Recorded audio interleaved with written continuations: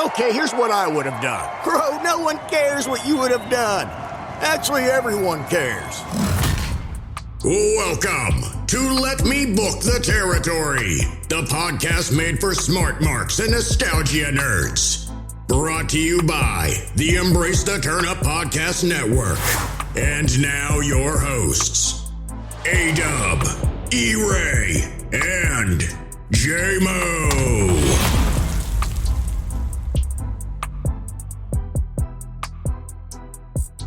Hey, yo. Welcome to the greatest, now 4-man wrestling podcast in the history of all of wrestling. This is Let Me Book the Territory. This is episode 26, you guys. A-Dub can count again, thank God. BA is in the building. J-Mo is in the building. E-Ray is in the building. One time for the bad guys. Fellas, how we doing? I'm pretty good. Pretty happy. Good? Pretty good? Doing all right. Can't complain. J-Mo, how you feeling? You good? I think I'm just gonna turn full heel. I'm done with the face stuff. Hey, tag team partner. This is BJ Amo. This is a baby face. BJ's a baby face thing. Not a heel the thing. The BJs are turning heel. You just don't know it yet, BA. Whoa. Damn. Are we saying teeth or what are we talking about? Sorry. Teeth would be a full heel turn. That is an absolute heel move for sure. It's the dirt stash. I mean, yeah. Roman came back with them new teeth, you know? Yeah, and Hollywood teeth. A goatee automatically means evil. So if you ever watch South Park, it's clear. Everyone knows this. Yeah. So that's why Danhausen has one. You're right. Yes. Also, I haven't shaved in like a week. So that's why you look like a homeless man. Gotcha. Yeah. Cool. An evil homeless man. Yes. Very, very evil. No, you're not very evil yet, J-Mo. You're like light evil. I don't know. Like truly. He's not the Diet Coke of evil. No, he's not the Diet Coke of evil. He's the hard seltzer of evil. He's like the White Claw of evil. The White Claw of evil. Exactly. There you go. Oh, shit, man. Yeah. I'll take a White Claw of evil. Lots Girls of love fist me. pumping. Yeah. Let's get you there too. Yeah. Lots of fist pumping. He's like New Jersey's finest. So orange. Look like you grew up in Middleburg or Orange, no Cassidy. Yeah. Good old Wardlow. Middlefield. All right, guys. Where do you want to start with this week in wrestling? I got a few places where we can go. We can start with last week's ridiculousness and the biggest news. We can start with the unfortunate news, or what are your thoughts? Well, the biggest news in wrestling is that BA is officially a full-time member of the pod. Hey. That's pretty good news. If you're talking about other big news, E, are you talking about Roxy signing with NXT? No? Are you talking about Roderick Strong? Where's the crickets?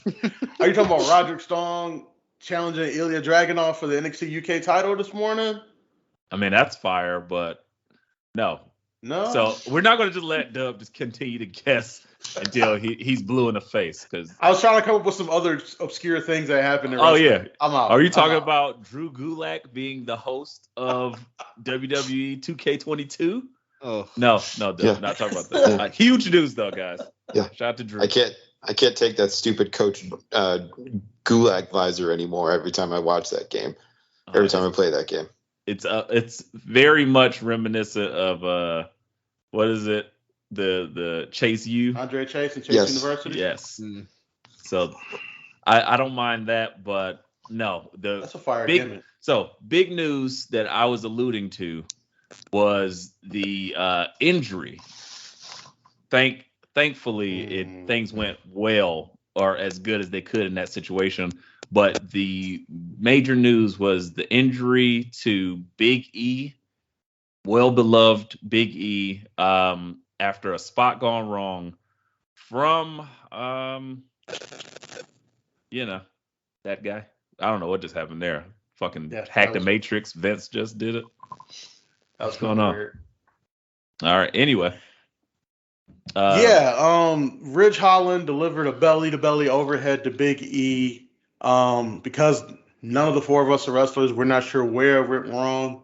but Big E landed on his head. We could surmise, but We we won't. I can interject because I was listening to Jim Cornette earlier today, and Because he never lies. No, if you hear it from always him, he never lies. He was explaining it, and he said, "quotes to do that type of move to somebody of Big E's stature is like trying to suplex a refrigerator because of his short stature and his heavy stature, and he just did not understand why that move was necessary in that match on that night." So if we can get technical, that's as technical as I understand it, gentlemen. I mean, I agree with 90% of that because it did nothing for the match. It wasn't necessary, number one. It was on the outside of the ring. It was like, okay. I mean, it's a cool spot, I guess, but it wasn't like needed. It didn't give anything to the match. And lastly, Ridge Holland has had all of 3 matches on NXT before getting called up. His knee exploded in one of those. So for the most part, he's green. And you get this with him working with, WWE's thing was been, hey, let's put the very, seasoned guy with a green guy, and that's safe for the person that is a rookie. Not so much that safe for, the veterans. He did have about a year-long run on NXT UK, but he is still really green. He probably could have used that entire year in NXT after his leg blew up to not be as green. But again, I was reading something, Taz was talking about it, and we all know Taz is the human suplex machine, and he always says suplexes are about technique, not about strength. And I guess he's been one of the guys that's been kind of criticizing Ridge Holland's technique since day one. J-Mo, what are you thinking here? I was going to kind of touch on E's point with Ridge Holland. After his knee blew out, he appeared on 2 or 3 episodes of NXT and then just went straight to the main roster. And I just don't understand why he's not 2.0. I mean, he needs the time. We've seen it. I mean, from what we saw in NXT when he had that feud with Cole before his knee, or was it his knee exploded? Yeah. I forget, someone dived out of the ring and Ridge Holland caught him. And when he caught him, Peter he Doom? planted his leg. I thought it was Johnny. I don't remember, but I just remember he caught him it. As soon as it happened, I was like, I think I was texting you at the time, and I was like, yo, his knee just exploded. And I didn't want to be right, but damn it, I know the exploding knee when I see it. I've watched enough. I was like, do you? Wait, are you an expert? I've watched. Look, man. Did you just put your ear to put your hand to your ear? Oh my God! I just heard 3 knees explode. You're an expert. I mean, I saw Paul George's injury live. Yeah, I was gonna say we've all seen the Paul George injury a couple times. Also, furthermore, Kofi almost died too. He almost came up short on a dive in that match. So this could have been just Botch City. It was Botch City, but it could have been huge, even bigger. I don't know. It was just unnecessary. I don't know who the agent was over that match, but shame on them. Right. And not for nothing, Ridge also dumped Johnny Gargano on his head in NXT not too long ago. And I was like, oh my God. And essentially, Big E pretty much took the same type of really hard head drop that was it not Happy Corbin, Matt Cat Moss did. And I looked at that when Drew dropped him, and I was like, oh God. I was like, that looked bad. And that's Drew. Yeah, and so again, it's one of those things where things happen, sure, but it's just like I guess at the heart of this, the best news is that they originally reported his neck was broken. It turns out there are some fractures in his neck, but nothing like serious, no spinal damage. He will be out for about 3 months or so, and he's currently in a brace. So he's in great spirits. In his brace. And he's in great spirits, Twitter. which is very important. The love support that came out for Big E was just dope. I seen it and I was just like, oh, it grossed me out. I did want to bring this up and see how you guys feel about that. It's just one thing that I've noticed with all of this. Of course, there is a part of the IWC that's coming out and like, guys, it's not about who did what or what happened. We're just happy that Big E's okay. Do you think that is a function of like, us trying to get past things, or is that some preferential treatment because it's Big E and also it's Ridge Holland, granted, like optics wise? Because to me, I don't think like Ridge Holland gets any preferential treatment by the IWC from what I've seen.